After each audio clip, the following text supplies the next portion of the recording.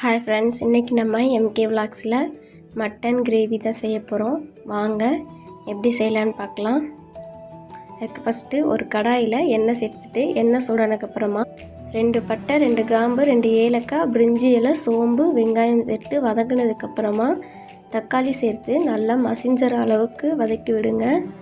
தக்காளி வதங்கினதுக்கப்புறமா மட்டன் சேர்த்து உப்பு, மஞ்சள் தூள், இஞ்சி பூண்டு பேஸ்ட்டு சேர்த்து நல்லா கலந்து விட்டுக்கோங்க. நல்லா இந்த அளவுக்கு வந்ததுக்கப்புறமா கறி மசால், மட்டன் மசால், குழம்பு மிளகாய் தூள் சேர்த்து நல்லா கலந்து விட்டுட்டு இந்த மாதிரி எண்ணெய் பிரிஞ்சு வர்ற வரையும் வேக விடுங்க. எண்ணெய் பிரிஞ்சு வந்ததுக்கப்புறமா தேங்காய் பால் சேர்த்து தேவையான அளவு தண்ணியும் சேர்த்து 10 நிமிஷம் கொதிக்க விட்டிங்கன்னா ரொம்பவே டேஸ்டியான மட்டன் கிரேவி ரெடி ஆயிடுச்சு. இந்த மாதிரி குக்கிங் வீடியோஸ் பார்க்குறதுக்கு நம்ம எம்கே விலாக்ஸை சப்ஸ்கிரைப் பண்ணிக்கோங்க. Thank you bye all.